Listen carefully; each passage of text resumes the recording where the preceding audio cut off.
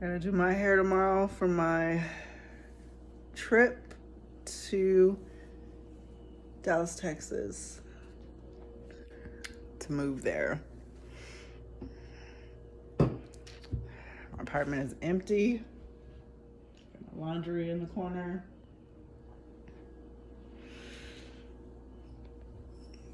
I'm trying to process my my feelings right now. I'm in shock right now. I was walking to the store to get my celebratory drink. And as I was putting the keys into the door, the apartment, it triggered me. So I thought I would talk about it.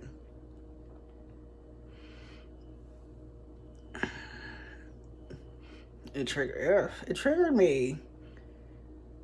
I was like, this is how you know when you serious. This is how you know you serious. This is how you know. This is how God knows you serious. And this is how you know you serious. I got something on my hair. When you start giving up keys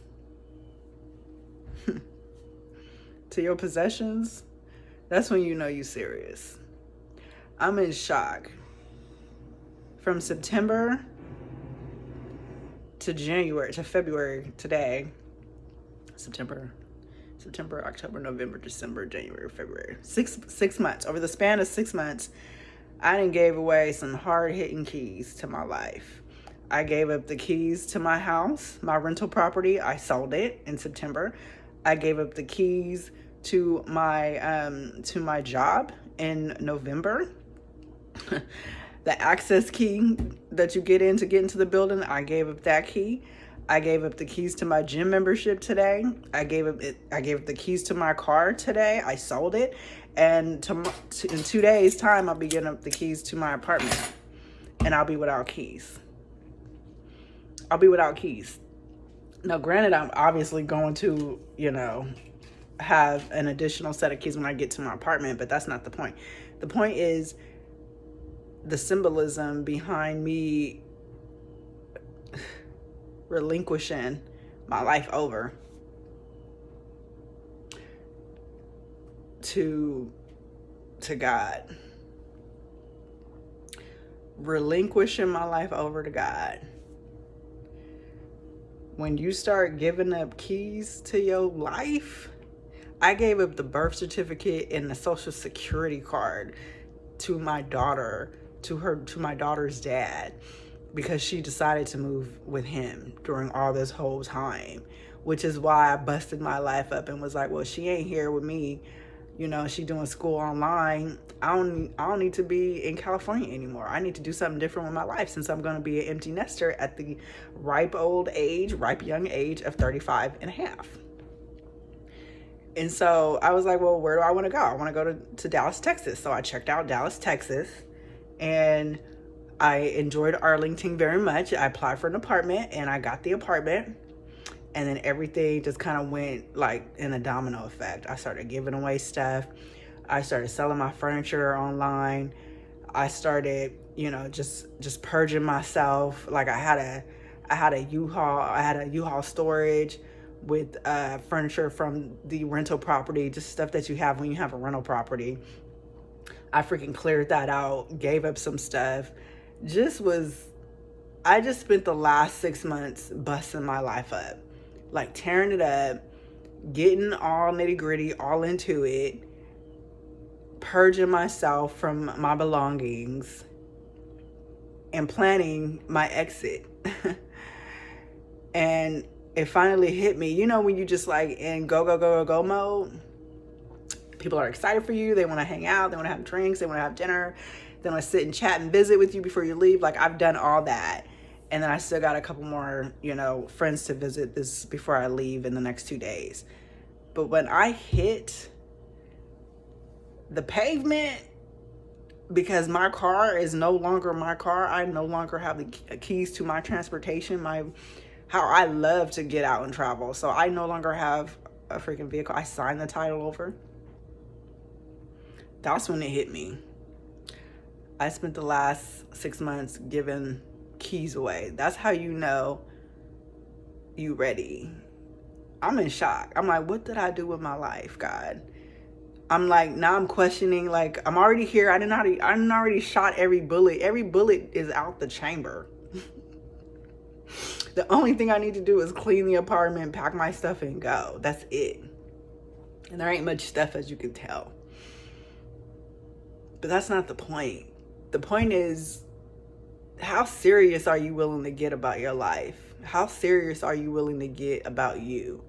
I did not know how serious I was about me until I put the key I put the apartment key in the lock to lock it up, to go walk my little happy self over to the store, the corner store, and go get me a little celebratory drink.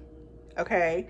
Because this was the hard-hitting week to let go of everything. The car was very symbolic. This is a good thing. That's why it hit me.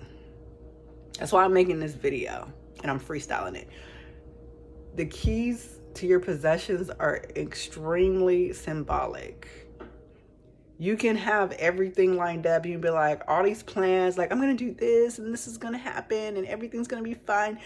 But once that rubber meets the road and you got to hand over keys, my ninja, that's when you know. That's when you know it's real. It's game time. All the talking, all the preparation, all the, the planning and the discussions and the writing of things and the vision boards, all that is awesome and cool beans. But when you was actually getting or giving keys, that's when you know your life is real. That's when you know your life is real.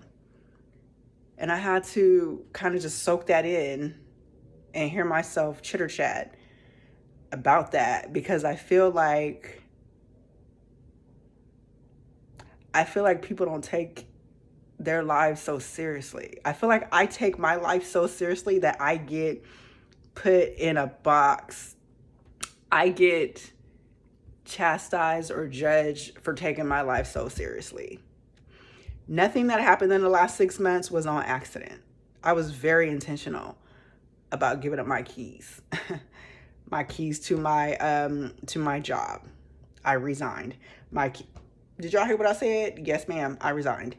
My keys to my rental home. Gave it up.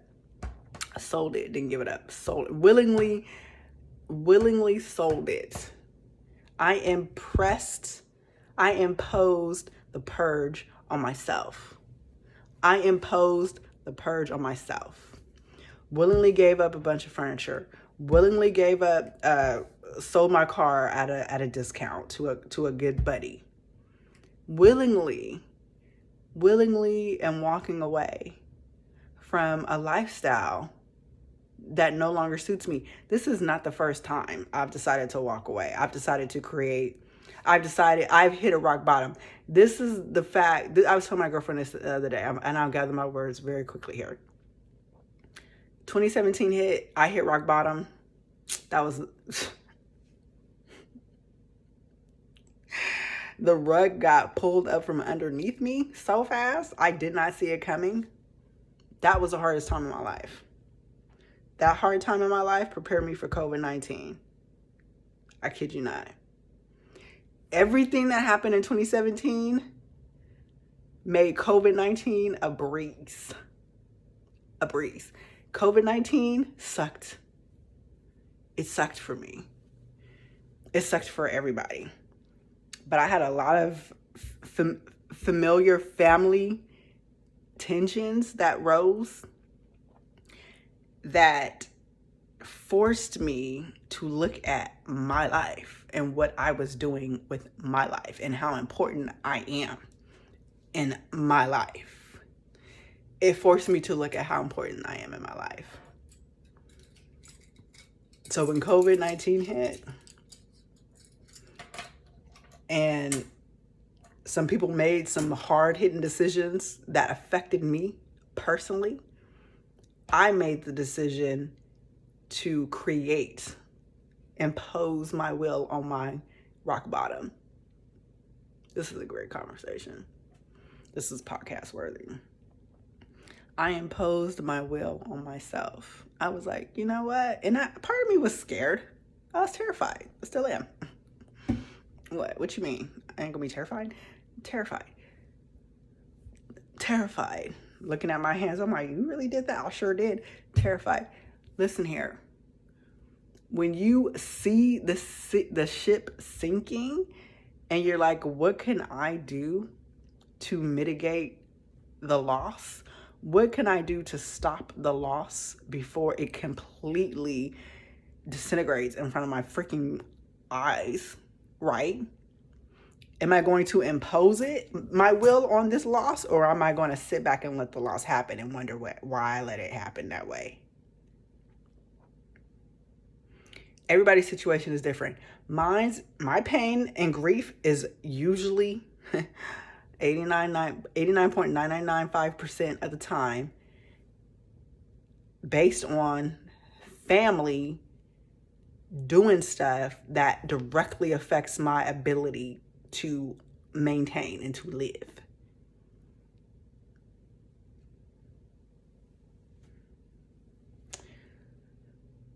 I had to recreate my rock bottom. That's what happens when you get into a rock bottom. You know what it feels like. You be like, all right.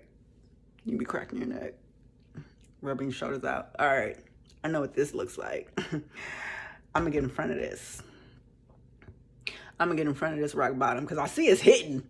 It ain't nothing I can do about it. It's gonna hit either way, right?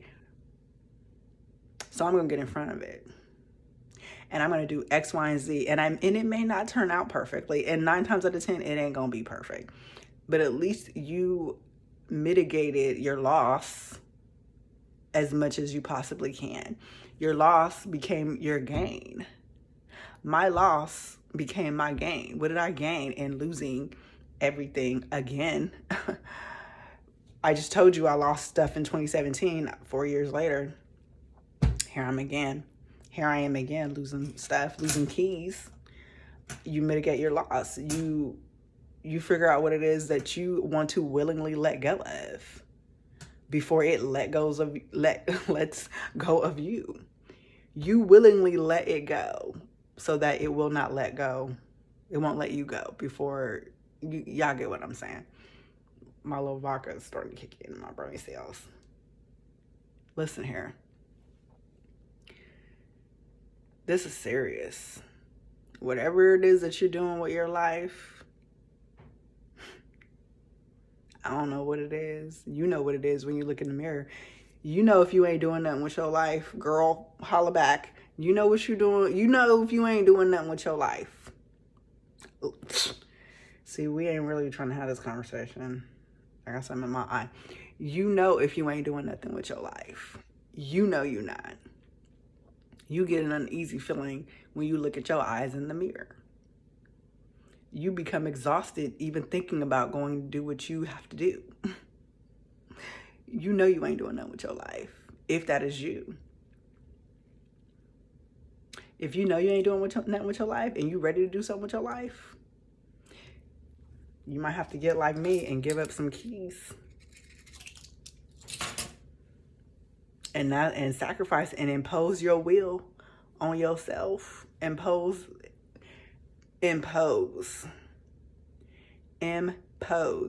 your will on yourself. This is not a game. It's a game, but your life is not a game. But this is definitely a game. This is definitely a game. This is like Monopoly. This is like, okay. I have too much liabilities. I don't have enough assets. Let me get rid of these liabilities. Let me regroup. Hit the $200 boardwalk, like pass go. You know what I'm saying? Spot 2 or 3 more times. Regroup, re-up on my money. Come back in the game, buy up some more property, get more keys. Sometimes you got to give up keys to get keys. Sometimes you got to give up keys to get keys. It took me 15 minutes to say it, but it'd be like that. I'm a slow cooker, not a microwave. Sometimes you got to give up keys to get keys.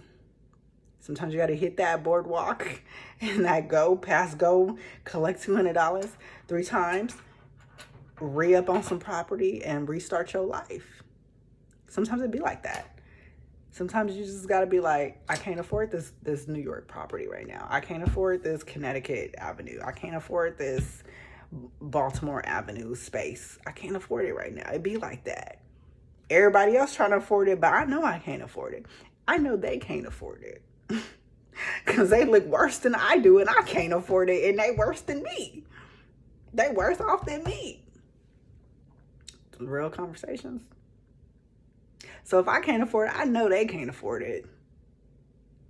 And sometimes you just got to be willing to, to let the chips fall as they may.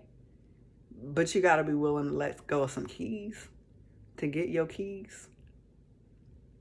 And so we're going to see what's happening. I'm excited. I'm nervous. That stuff is shocked the crap out of me. I got delayed reaction. I have an anxious mindset and an anxious spirit. And I could be like so focused on getting the task done because I'm anxious about getting the task done. I could forget the severity and the impact of the toll that's taken on my life, the things that I'm doing. And so at times I can become triggered by little stuff like putting keys in an apartment door and just realizing like, oh shoot, I just freaking gave up all my keys in the past 6 months, all the most important keys in my life. But the most important key is myself. The most important key is my relationship with God, my friendships, how I'm fostering my relationships, how allowing the material stuff to dissipate from my life physically is supporting my ascension spiritually. That sounds hella tight, verbally, I can tell. I'm gonna have to post this. But I want you to know you're not in this alone. Like I said, this is a game, but our life is not a game. But we are, in fact, in a game. So just play the game right.